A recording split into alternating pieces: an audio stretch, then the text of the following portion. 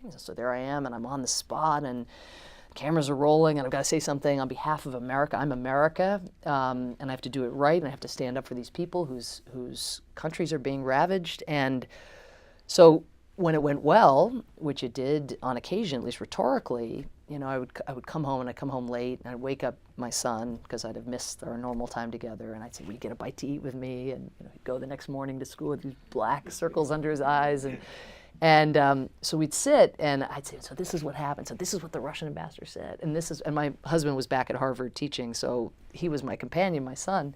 So I said, "This is what the Russian ambassador, and this is what Mommy said," you know, and anyway, we go back and forth. And I mean, some version of this story happened, I'd say 3 times, but the very first time it happened, I'll never forget it. And it, you know, I was like, and then this happened, and then Mommy said this, and he just looks at me and goes, So did it work? And I said, well, what do you mean exactly? And he said, did they leave? Did they leave Ukraine?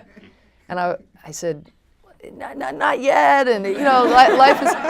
Details. But I think the lesson in it is, and this is what I always tried to teach my team, but I had to be taught it myself and my son, is the scoreboard. You know, the scoreboard is not your inputs, you know, or your eloquence, or your démarche, or even your resolution, you know, which technically does something, puts a sanction in place, or sends peacekeepers, or, you know, the impact is the scoreboard is the question he's asking, which is, you know, has it worked? Has it worked for people in the world? And so.